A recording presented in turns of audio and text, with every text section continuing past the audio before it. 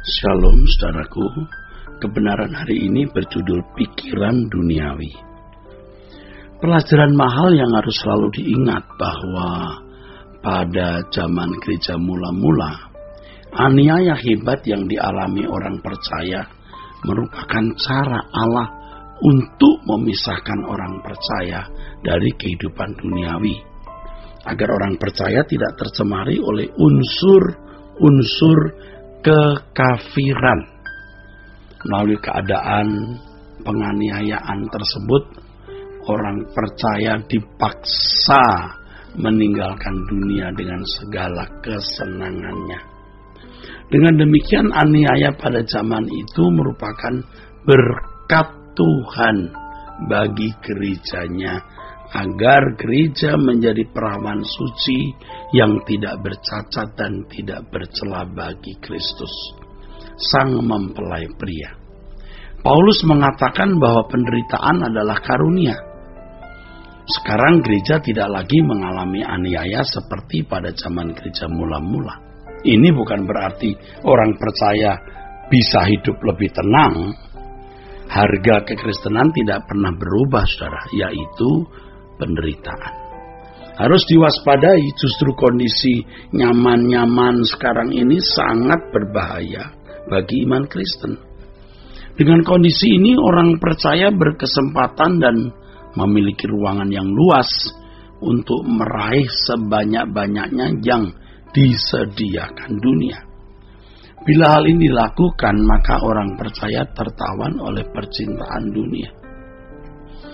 Dengan keadaan nyaman, banyak orang percaya sekarang ini, banyak orang Kristen memiliki gaya hidup wajar, yang tidak berbeda dengan anak-anak dunia. Padahal sebagai orang percaya, umat pilihan, gaya hidup kita harus berbeda dengan anak-anak dunia. Nah, sekarang ini terbuka bagi orang Kristen untuk ada dalam kenyamanan hidup seperti manusia pada umumnya, sehingga mereka menjadi sama dengan dunia. Padahal firman Allah mengatakan agar orang percaya tidak serupa, tidak sama dengan dunia ini. Banyak orang Kristen yang tidak lagi membangun pengharapan dunia yang akan datang, tetapi meletakkan pengharapannya untuk menikmati dunia hari ini. Mestinya orang percaya tidak meletakkan pengharapan di bumi. Inilah unsur kekafiran yang merusak kemurnian iman Kristen. Ini adalah pola berpikir dan gaya hidup yang tidak sesuai dengan kebenaran Injil yang diajarkan oleh Yesus. Sebab cara berpikir yang wajar seperti anak dunia itu persahabatan dengan dunia. Dan persahabatan dengan dunia itu berarti permusuhan terhadap Allah. Saudara, doa Tuhan Yesus agar orang percaya dikuduskan oleh kebenaran maksudnya adalah agar semua unsur kekafiran dapat dilenyapkan dalam hidup orang percaya. Dalam hal ini, pengudusan bukan hanya oleh darah Yesus, di mana kesalahan yang dilakukan orang percaya diampuni dan dihapus. Penyucian juga menunjuk kepada pembaharuan cara berpikir. Ini oleh firman, oleh firman.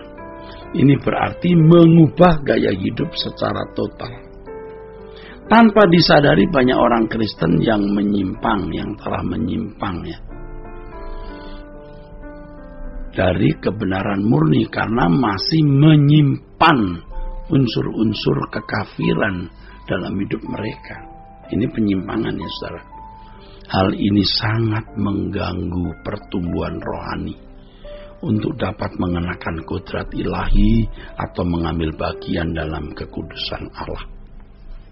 Saudara, mestinya saudara perjalanan hidup sebagai orang Kristen adalah perjalanan untuk dibersihkan dari unsur kekafiran dan selanjutnya sepenuhnya mengenakan unsur ilahi sebagai pangeran-pangeran kerajaan surga yang memiliki keagungan seperti Bapa.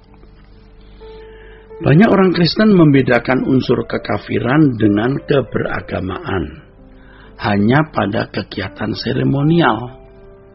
Jadi membedakan antara yang kafir dan yang beragama itu hanya pada kegiatan seremonial. Mereka memandang bahwa yang tidak melakukan ibadah di rumah ibadah, ya, kalau orang Kristen ke gereja itu berarti kafir. Orang Kristen seperti ini memahami pengertian kekafiran, ya ini sama dengan konsep agama-agama lain juga. Tidak melakukan ibadah di rumah ibadah berarti kafir, gitu. Bukan begitu, saudaraku. Nah, banyak orang Kristen merasa sudah menjadi orang percaya, ya tidak merasa sebagai orang kafir karena sudah ke gereja. Padahal faktanya unsur-unsur kekafiran masih melekat dalam hidup mereka. Mereka belum hidup sesuai dengan standar kesucian Allah. Ya, mereka belum hidup sesuai dengan standar kesucian Allah, saudaraku. Orang percaya harus mengalami kelahiran baru supaya hidup di dalam standar kesucian Allah, saudara. Hidup baru yang benar adalah perubahan menjadi serupa dengan Yesus. Ini artinya tidak ada unsur kekafiran sama sekali. Ya, harus bersih dari unsur kekafiran, ya saudaraku. Seseorang tidak bisa dikatakan sudah lahir baru sebelum menjadi manusia yang berbeda dari sebelumnya. Dan perbedaan itu terletak pada tidak adanya unsur-unsur kekafiran di dalam hidupnya. Hasil dari kelahiran baru ini menciptakan manusia yang berbeda dengan dunia. Menjadi manusia yang berkodrat ilahi. Kalau ada orang-orang yang Kristen, maksudnya orang-orang Kristen yang masih menyukai dunia, saudara, mereka adalah orang-orang yang masih terikat dengan unsur-unsur kekafiran atau duniawi. Mereka belum memindahkan hatinya ke dalam kerajaan surga. Ya, belum memindahkan dalam kerajaan surga, saudara. Hatinya masih melekat dalam dunia ini. Mereka tidak berani mati bagi dunia dan hidup bagi Allah. Ini berarti mereka tidak bersedia mengikut Yesus. Orang yang tidak berani mematikan manusia lamanya pasti akrab dengan pikiran duniawi. Dan pikiran-pikiran duniawi ini sangat berunsur kekafiran. Hal ini seperti Petrus yang mencegah Yesus pergi ke Yerusalem.